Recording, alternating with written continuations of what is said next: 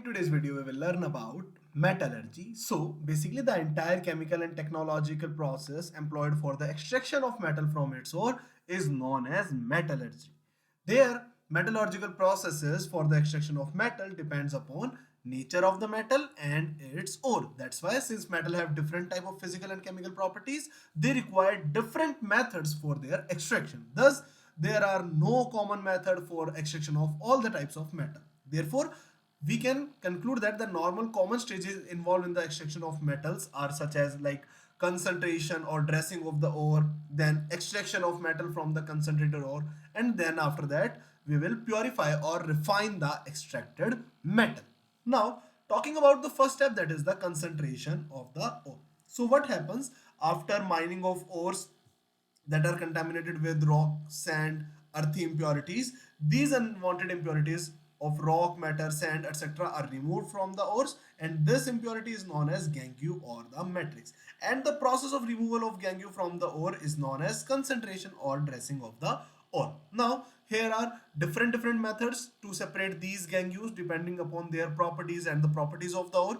One of them method is the gravity separation, or sometimes we call it as hydraulic washing. So what happens in this process? So in this method, when ore is heavier than the gangue or the impurities present in it, the powdered ore is washed in a current of water, right? In which what happens? The lighter impurities or the gangue particles washed away and the heavier ore particles settle down, right?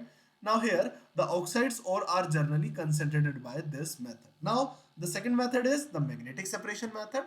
So in this method, if the ore but not the gangue is attracted by a magnet, the two are separated easily by this method. Here what happens? The crushed ore is spread over a rubber conveyor belt which moves over two metal wheels. One of them is magnetic. Here you can see magnetic separation.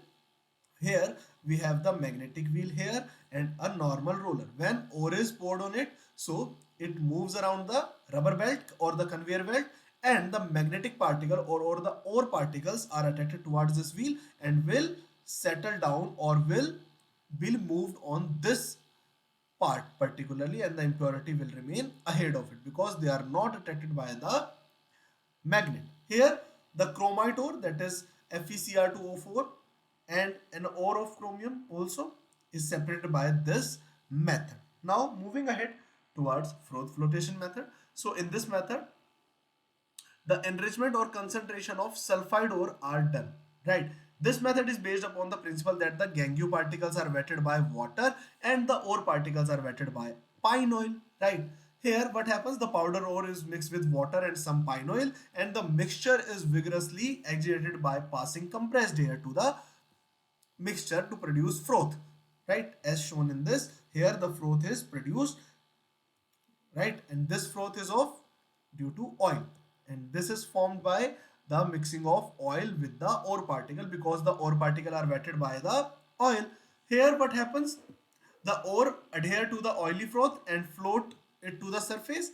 On the other hand, the gangue particle are wetted by the water and sink at the bottom. You can see here the gangue particle are wetted by the water and they sink on the bottom and will be removed from the ore. This is how we concentrate the sulfide ore by using the froth flotation method. Now moving ahead, another method that is known as leaching. So what happens in this process? So in this method, the ore is treated with a suitable dissolving solution where this reagent solution selectively dissolves the ore particle but the impurities remains undissolved. And here leaching, for example, is employed for the concentration of silver ores. Here the ores is treated with dilute solution of sodium cyanide, that is NaCN, or sometimes potassium cyanide, that is KCN, and the mixture all while aggregated with air, and the ore goes into the solution. Here you can see when silver sulfide ore mixed with NaCN solution and air, it will form soluble substance, right, of sodium, silver and cyanide, and also Na2SO4 is released in this process and impurities remain unaffected during the chemical reaction, right? Here the pure silver is precipitated by adding zinc powder to the solution, because by adding zinc, what happens? Zinc will replace silver, that is less reactive than zinc, and hence we will get silver from the reaction. And here the bauxite ore of aluminium is purified by leaching, with NaOH solution, right? Also known as the Bayer's method of purifying or concentrating the ore.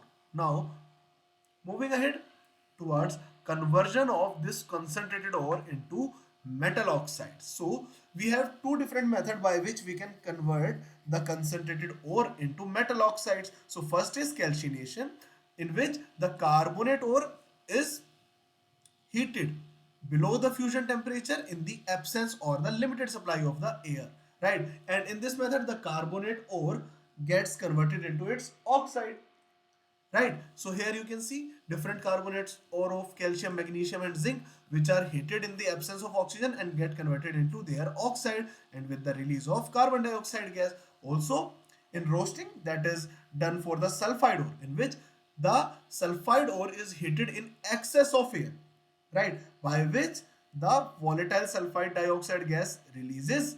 Here you can see the reaction: sulfide ore when heated in the presence of oxygen, the SO2 gas releases and metal get converted into its oxide, right? So this is how we convert the metal ores into their oxides. Now talking about what are the differences between calcination and roasting. So basically here are the differences. First, calcination. Basically in this the ore is heated in the absence or limited supply of oxygen below its melting point, where in roasting the ore is heated at to a very high temperature in the excess of air. In calcination, carbonate and hydrate ores are calcined, where roasting is done for sulfide ores.